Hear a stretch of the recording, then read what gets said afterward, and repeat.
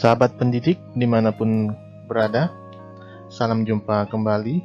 Pada video kali ini, saya akan kembali menampilkan soal tryout 2, seri belajar mandiri untuk persiapan seleksi ASNP 3K tahun 2021. Langsung saja kita mulai dari soal yang pertama.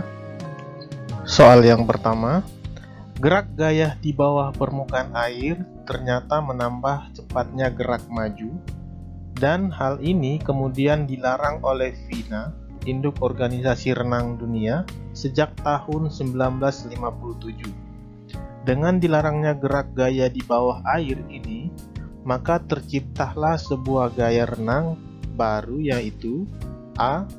Gaya bebas, B. Gaya ganti, C. Gaya kupu-kupu, D. Gaya punggung, E. Gaya dada. Nah, berikut pembahasannya. Bentuk variasi renang secara utuh di bawah air digunakan oleh perenang Teofilo Ildefonso pada tahun 1928, Olimpiade tahun 1928. Ia memodifikasi teknik mengambil napas setelah melakukan satu gerakan di bawah air.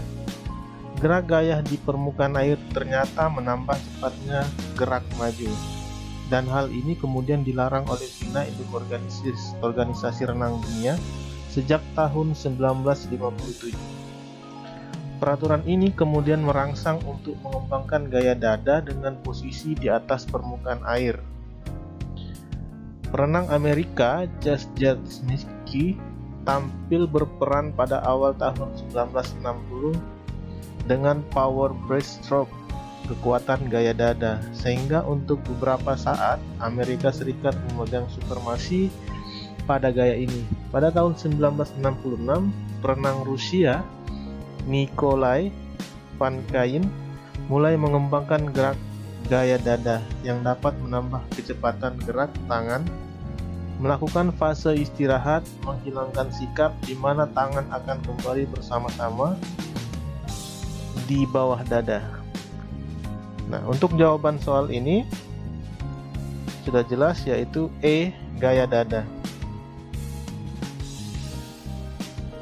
Soal nomor 2, tindakan mengidentifikasi masalah dalam melakukan syuting saat bermain bola basket menunjukkan elemen keterampilan berpikir pada tahap A. Reason, B. Inference, C. Situation, D. Focus, E. Clarity. Pembahasannya, berikut adalah elemen dasar tahap berpikir. 1.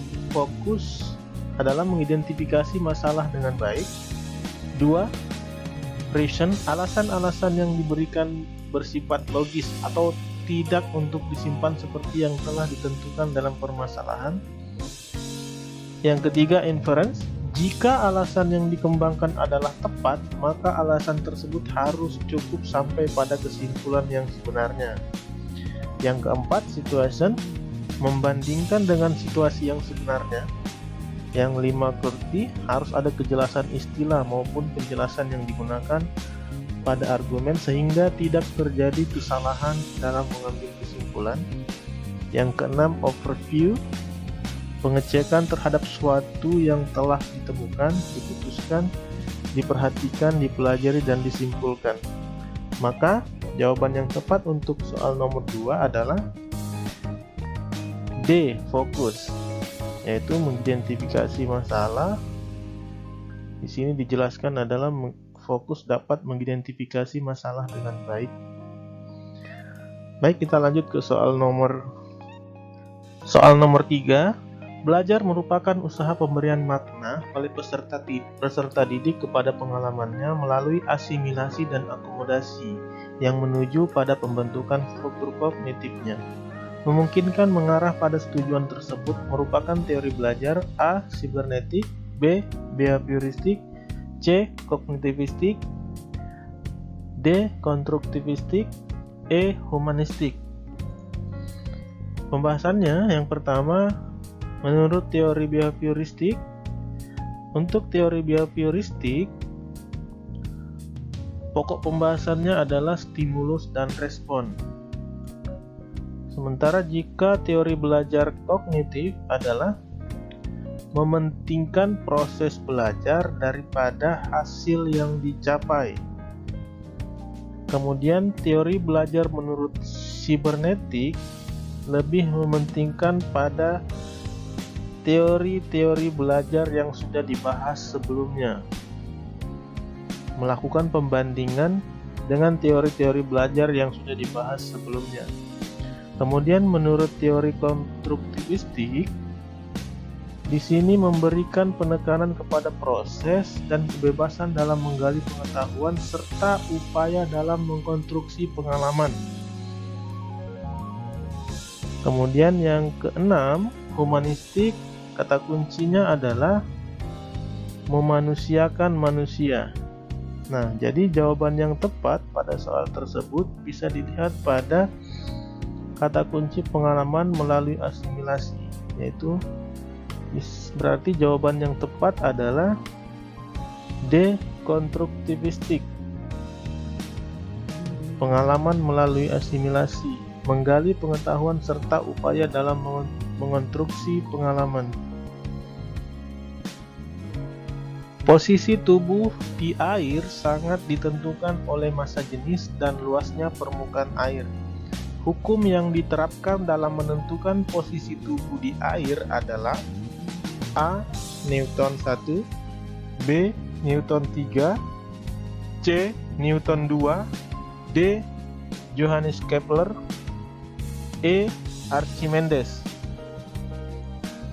Pembahasannya, menurut hukum Archimedes ditemukan oleh ilmuwan Yunani yang bernama Archimedes. Hukum ini menjelaskan hubungan gaya berat dan gaya ke atas pada suatu benda jika dimasukkan ke dalam air. Akibat adanya gaya angkat ke atas, gaya apung, benda yang ada di dalam zat cair beratnya akan berkurang, sehingga benda yang diangkat dalam air akan terasa lebih ringan dibandingkan ketika diangkat di darat. Jadi jawaban yang tepat untuk soal ini adalah E. Archimedes. Soal selanjutnya, pembelajaran yang dikembangkan dengan penataan kondisi secara ketat, reinforcement, dan hukuman, ini semua merupakan unsur-unsur yang sangat penting. Teori ini hingga sekarang masih mendominasi praktek pembelajaran di Indonesia. Implikasi dari teori behavioristik adalah, jadi seperti yang dibahas pada soal sebelumnya, topik utama dalam materi-materi teori belajar ini dari teori belajar behavioristik, belajar kognitif, belajar sibernetik, konstruktivistik, dan humanistik itu berbeda-beda.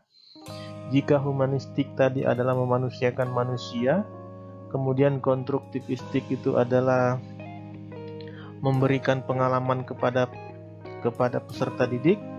Kemudian jika belajar teori sibernetik itu lebih kepada membandingkan dengan teori-teori belajar yang sudah dibahas sebelumnya. Kemudian jika teori belajar kognitif itu lebih kepada mementingkan proses belajar daripada hasil belajarnya. Sementara menurut behavioristik adalah topik utamanya adalah stimulus dan respon. Ya. Jadi jawaban yang tepat untuk soal ini adalah B. Stimulus dan respon. Behavioristik, topik utamanya adalah stimulus dan respon. Soal selanjutnya, aspek kesehatan pribadi yang dipelajari dalam pendidikan kesehatan berupa A. Mental, psikologik, dan sosial. B. Fisik, mental, dan sosial. C. Fisik, psikologik, dan sosial. D.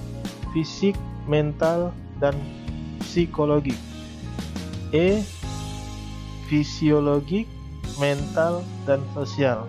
Kita lihat pembahasannya.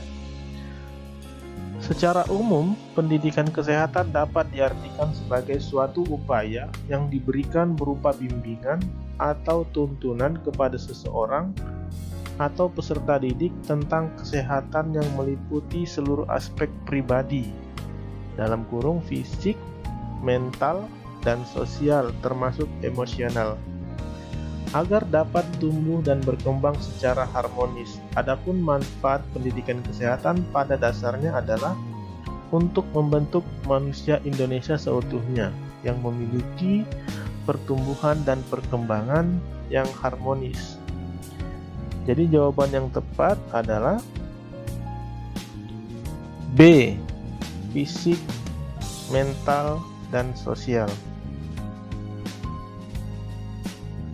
Sahabat pendidik, sebelum kita lanjut membahas soal berikutnya, mohon bantuannya untuk subscribe channel ini dengan cara klik tombol subscribe, like, share, dan bunyikan loncengnya agar channel ini bisa selalu berbagi informasi terkait dunia pendidikan, dan sahabat pendidik juga bisa mendapatkan informasi-informasi terkait soal persiapan P3K. Terima kasih. Kita lanjut ke soal berikutnya. Gerak dominan salto dalam pembelajaran senam lantai terdiri dari A. Awalan, tolakan, melayang di udara, dan pendaratan. B. Awalan, ayunan, tolakan, dan pendaratan. C. Awalan, ayunan, tolakan, dan melayang di udara. D. Awalan, melayang di udara, ayunan, dan pendaratan. E. Awalan, ayunan, melayang di udara, dan pendaratan. Kita perhatikan pembahasannya. Salto dibagi menjadi dua, salto depan dan salto belakang. Tapi pada dasarnya kedua gerakan ini hampir sama tahapan-tahapannya. Kita perhatikan cara melakukan salto depan.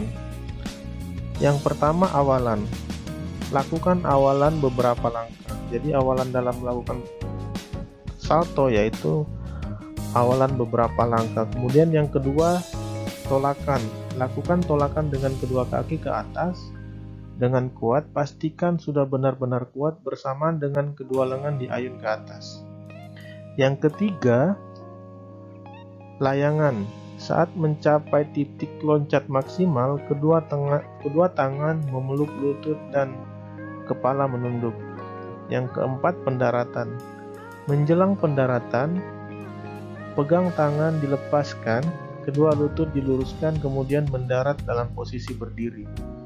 Jadi ada 4 tahapan dalam melakukan gerakan salto. Yang pertama awalan, kemudian yang kedua tolakan, yang ketiga melayang, dan yang terakhir pendaratan. Jadi jawaban yang tepat untuk soal ini adalah A. Awalan, tolakan, melayang, dan pendaratan. Nah, sahabat pendidik, demikian pembahasan beberapa soal tryout yang keluar pada tryout 2 beberapa minggu yang lalu. Semoga pembahasan kali ini bisa bermanfaat. Terima kasih.